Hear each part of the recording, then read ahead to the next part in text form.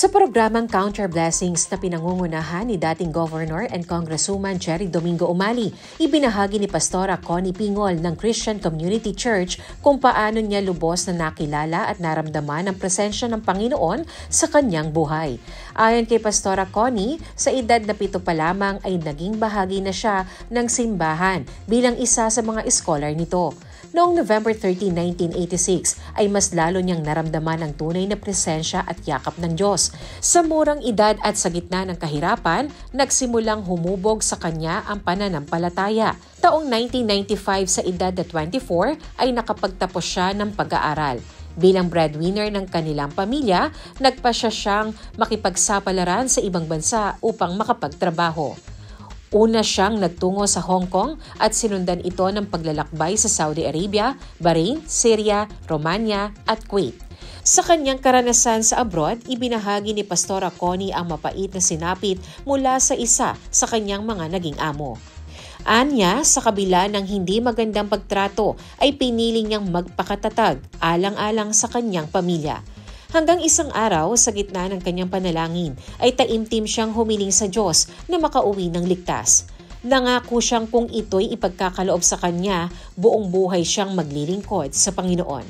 At dininig nga ng Diyos ang kanyang panalangin sa kanyang pagbabalik sa Pilipinas. Muli siyang nanalangin, hinihiling na ituro sa kanya kung saang simbahan siya nararapat maglingkod. Lord, pag uwi ko, ituro mo sa akin yung church na kung saan ako maglilingkod. So, umuwi po ako and then, ayun, nagtanong ako kung ano yung mga church. So, may natinan akong unang church pero parang yung di ka welcome, gano'n. So, hinahanap mo kasi yung welcome ka na warm. Ano.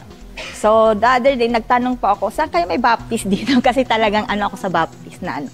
So, yun, may tinuro malapit sa bahay, house church lang siya. So, nakita ko yung parang needs ng ano, kasi nag-start pa lang sila, wala pang mga nagpapakanta o ano sa mga bata. So, yun na yung nag-start na kinumit ko yung sarili ko. Kahit hindi ako in-invite, ganun eh. So, inano ko yung sarili ko na, in-involve ko yung sarili ko sa ministry. Kasi may feeding program sila. So, kahit na, kinumit ko yung sarili ko. Nag-volunteer po ako doon sa, sa feeding program. Then, yung start na nagturo ako ng mga bata. Then, yung start ng, paglilingkod ko sa church na yun, sa Covenant Christian Community. Wow! Bagamat nagsimula na siyang maglingkod sa simbahan, hindi pa rin nawala ang mga pagsubok.